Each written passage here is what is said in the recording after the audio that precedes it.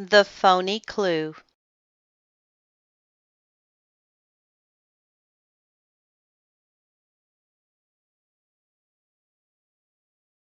Nate the Great and the Phony Clue by Marjorie Weinman Sharmat. Illustrated by Marc Simont. Published by Bantam Doubleday Dell Books. Copyright 1977.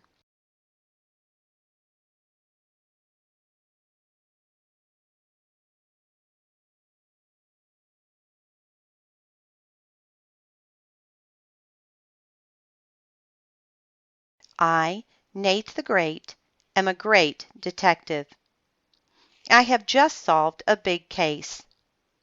It did not look like a big case when it started this morning.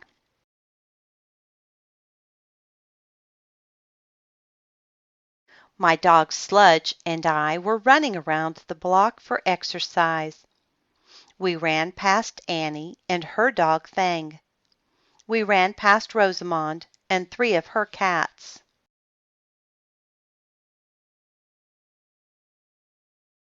We ran past Finley and his friend Pip. We ran home. I saw a piece of paper on my doorstep. I picked it up. It was thin paper. VITA was printed in ink on it. The paper was torn off around VITA.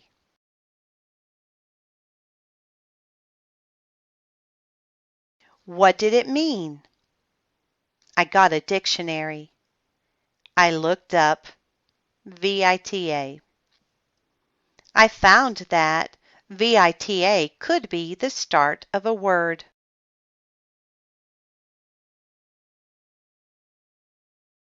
VITA could be the start of vitamin. A, B1, B2, B6, B12, C, D, E, G, H, K, or P. Or VITA could be the middle or end of a word.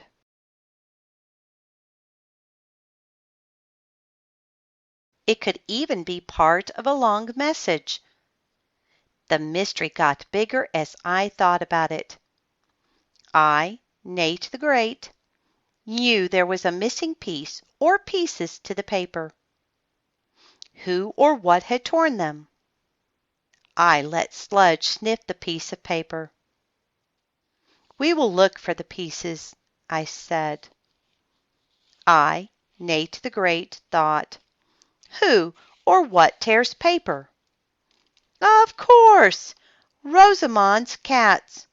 4 cats, 16 claws.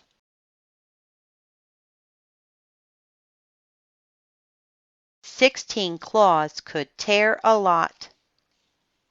I wrote a note to my mother. Then I tore it into pieces. Then I fitted the pieces back together. Dear Mother, I am looking for missing pieces. When they fit like this, I will be back. Love, Nate the Great.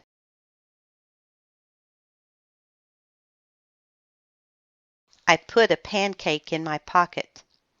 Then Sludge and I went to Rosamond's house. Rosamond was outside.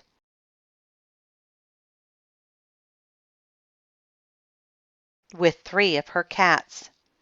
Rosamond looked strange. But she always looks strange. "Hello," I said. "Did you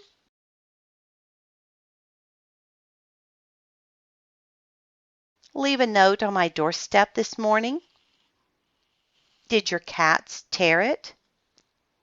"No," Rosamond said. "I did not leave a note on your doorstep." I looked at her cats. They looked strange, too.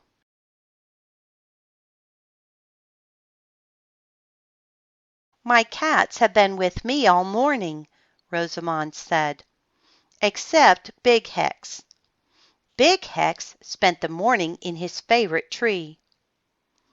Big Hex tears paper, I said. Yes, Rosamond said. Big Hex tears, rips, scratches, shreds, cuts, slits, and slashes. I see, I said.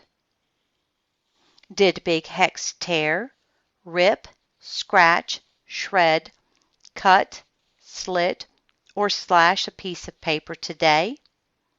Ask him, Rosamond said.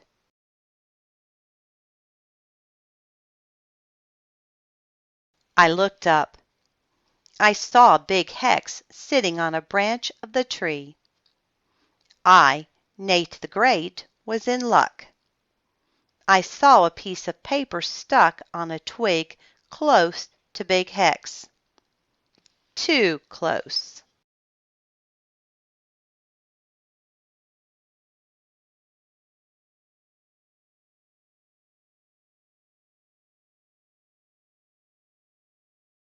I reached into my pocket and pulled out the pancake.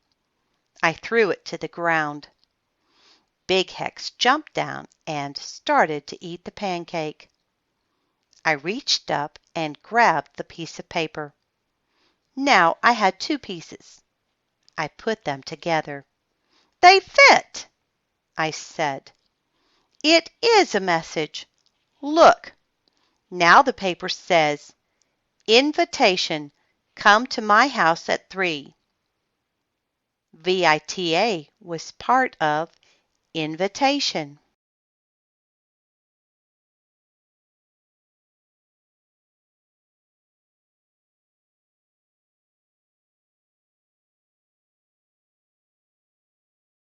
You solved the case, Rosamond said. No, I said. There is still a missing piece with a name on it. What name? Rosamond asked. The name of the person who wrote the invitation, I said. I, Nate the Great, will find the missing piece. I will find it before 3. I started to leave. Wait, Rosamond said.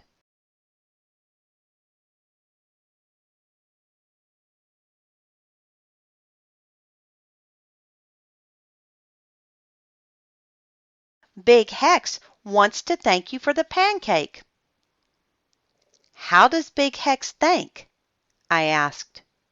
With a kiss, Rosamond said.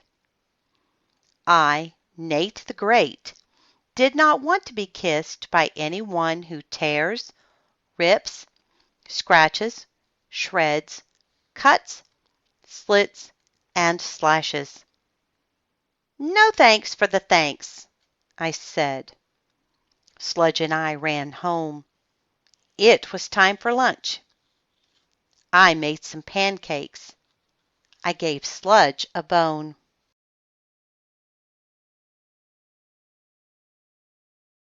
We ate and thought. Where was the missing piece with the name on it? I, Nate the Great, had to know by 3 o'clock.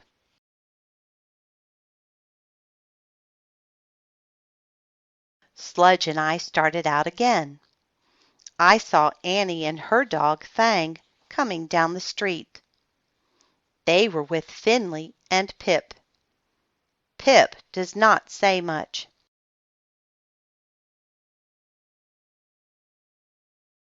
Finley says too much. I, Nate the Great, am looking for a piece of paper with a name on it, I said. Why are you great? Finley asked.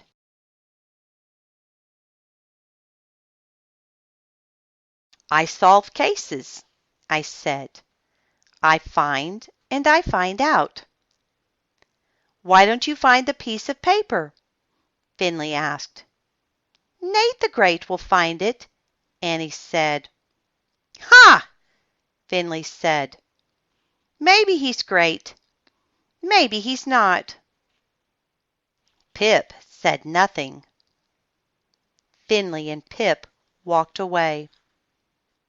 Sludge turned and followed them. I turned and followed Sludge. Annie and Fang turned and followed me. I saw Finley drop a piece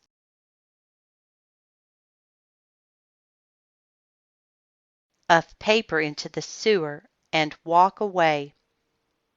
I looked into the sewer. I did not like the way it looked.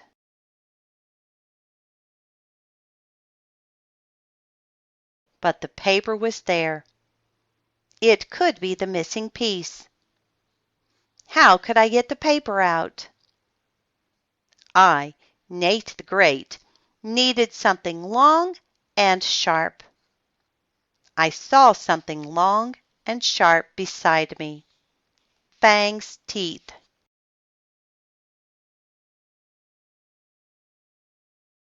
Then I had another idea. I looked down at the paper again.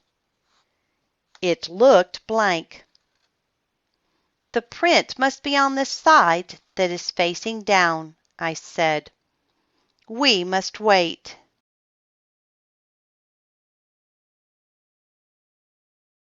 Wait for what? Annie asked. Wait for the water in the sewer to make the paper very wet. The invitation is printed in ink on thin paper. When paper is thin and the printing on it is dark, water can make the printing show on the other side. Then we can read the name. But won't the printing look backwards? Annie asked. Yes, but nothing is perfect.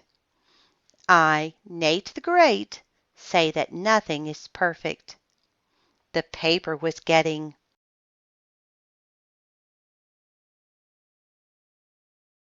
wetter and wetter. I saw some printing on it. I saw Phony Clue, I said. I, Nate the Great, was mad. I had never had a phony clue before. I did not know what to do.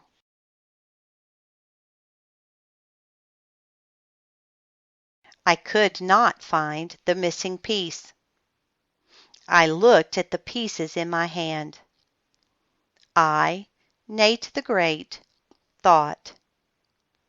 Then I said, I am looking at what I have. Perhaps I should look at what I do not have. How can you do that?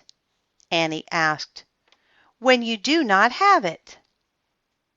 Look, I said. When I put the two pieces together, the empty space that is left is shaped like a boat.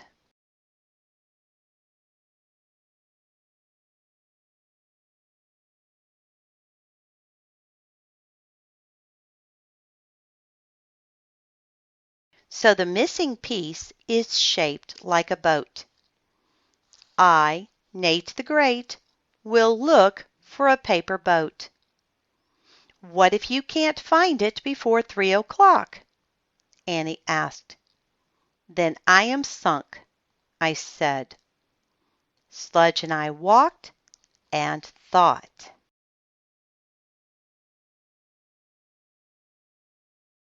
I, Nate the Great, had seen a boat today. But where? It was not on the Atlantic Ocean. It was not on the Pacific Ocean.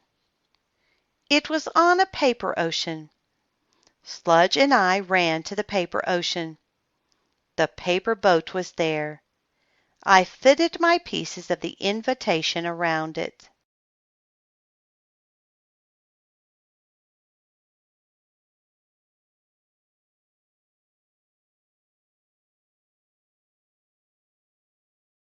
Aha! They fitted! The paper boat was the missing piece. The paper boat was blank. It did not tell me anything. Or did it? Now I knew that someone wrote an invitation to me and did not sign it.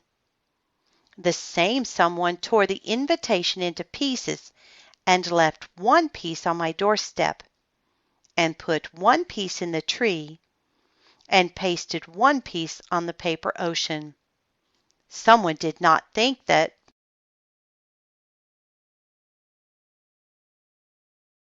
I, Nate the Great, could find out who the someone was.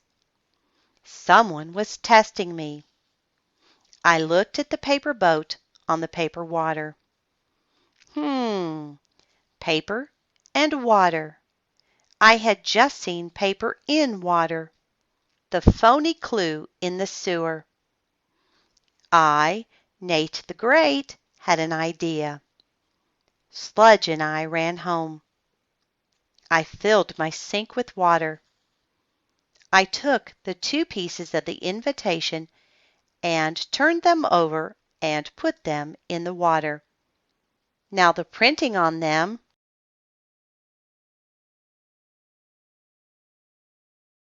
was wet and backwards. I, Nate the Great, looked at the printing. There was that funny E again. The printing was the same as the printing on the phony clue.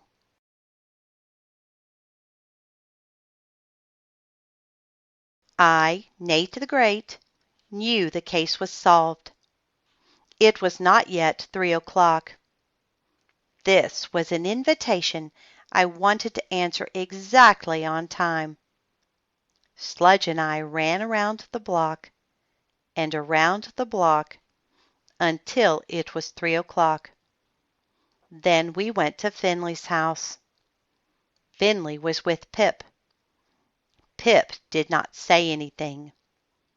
"It is 3 o'clock," I said, "and I, Nate the Great, am here. I have answered your invitation, Finley."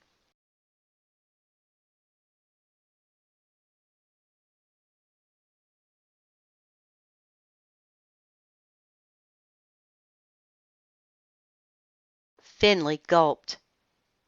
"I, Nate the Great, say there is no such thing as a phony clue. The printing on your phony clue is the same as the printing on the invitation. You wrote the invitation. You tore it into pieces." Finley gulped again. Pip opened his mouth. At last he had something to say. "I win," he said. "I told Finley that you would solve the case."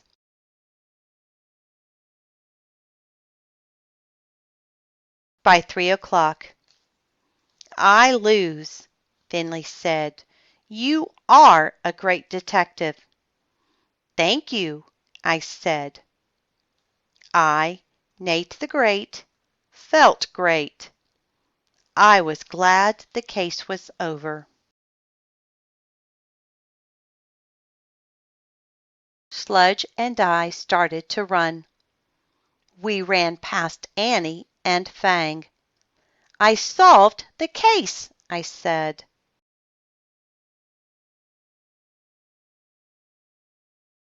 "I knew you would," Annie said. Annie and Fang started to run beside us.